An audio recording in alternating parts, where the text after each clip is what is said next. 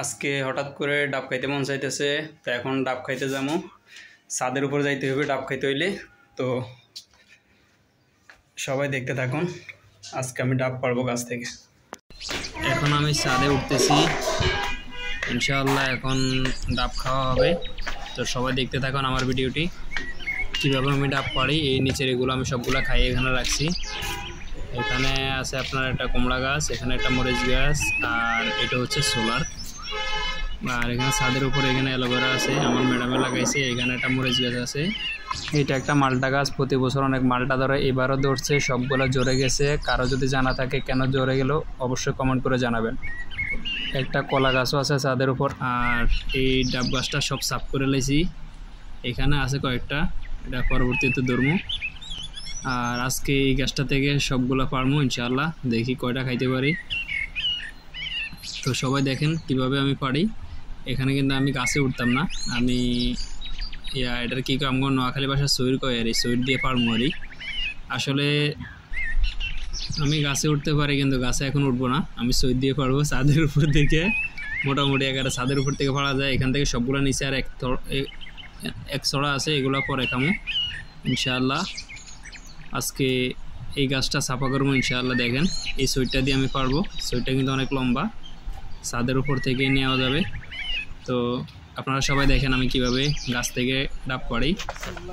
দেখেন বিসমিল্লাহ পড়ে এখন শুরু করে দিলাম, বেশি একটা সময় লাগবে না। দেখছেন একটা পড়ে গেছে, মাশাআল্লাহ। যদি আমার কোনো ফ্রেন্ড যদি বিয়ে শাদী করেন তো অবশ্যই নোয়াখালী মেয়ে বিয়ে করবেন। নোয়াখালী মেয়ে বিয়ে করলে ডাব গাছের ডাব আর সুপারি গাছের সুপারির অভাব হবে না। তো আমার বাড়ি হচ্ছে লক্ষ্মীপুর, বিয়ে করছে নোয়াখালীতে। নোয়াখালীতে মাইয়া না, ওরে বাবুরে জামাইরা তো ভালোবাসা বাসে, ডাব গাছ সাফা করে রাইতে করে দিতেছে। আমার বাড়ির গাছের ডাব সব আপনি খাইবেন। মাশাআল্লাহ আরেকটা পড়ে গেছে, এই নিচে পড়ছে রে, এখন আবারও পারমু। যা ডাব খানা খাইছি এবার মোটামুটি এগারো, মাশাআল্লাহ আরও খামো ইনশাআল্লাহ, আল্লাহ যদি আমারও বাঁচায় রাখে। বউ আমার পক্ষে আছে, সমস্যা না, শ্বশুর শাশুড়ি না পক্ষে না থাকলেও চলবো। পাড়িয়ে লাইছি মাশাআল্লাহ 5টা ডাব, আজকে 5টা খামো।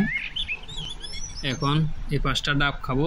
তো এই কারা কারা আমার সাথে ডাব খাইতে মন চাইতেছে চলে আসেন, এখন উপরে দিয়ে নিয়ে যাইতেছি। বিসমিল্লাহ।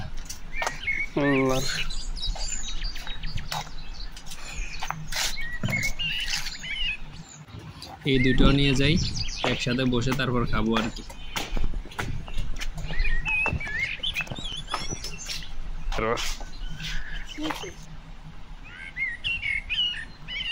এর আগের বার আমি ডাব খাইতে সময় ছুরি ভাঙি ফেলাইছি, এখন দা টকাই পাইতেছি না। এই কারণ বডি দিয়ে হইলেও আমার কাইটা খাইতে হইব, কারণ আমি আপনাদেরকে বলছি যে আজকে ডাব পারবো, ডাব পেড়ে আমি ডাব খাবো, সেজন্য বডি দিয়ে কাটা শুরু করছি। সবাই দেখতে থাকুন কীভাবে আমি বডি দিয়ে ডাব কাটি। মাশাআল্লাহ এখন খাওয়া হবে আর কি। তো ডাব কাটা মোটামুটি আকারে শেষ, এখন আমি ডাব খাবো। তো আপনারা তো দেখছেন আমি কিভাবে ডাব পারলাম।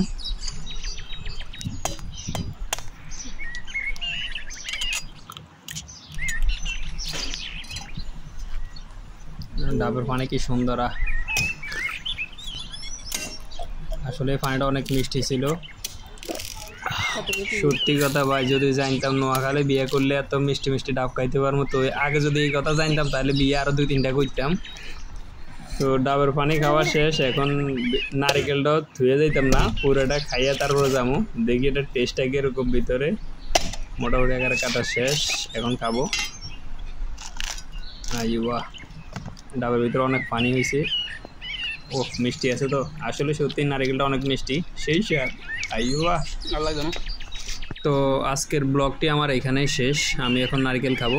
তো যারা এখনও পর্যন্ত আমার এই চ্যানেলটি সাবস্ক্রাইব করেনি অবশ্যই আমার চ্যানেলটি সাবস্ক্রাইব করবেন। নোয়াখালীর আরও নতুন নতুন ব্লগ পেতে অবশ্যই চ্যানেলটি সাবস্ক্রাইব করে রাখবেন। ভিডিওটি ভালো লাগলে অবশ্যই এটা লাইক করবেন। আর তো সবাই ভালো থাকবেন, সুস্থ থাকবেন, আল্লাহ হাফেজ। অবশ্যই চ্যানেলটি সাবস্ক্রাইব করবেন। Good bye.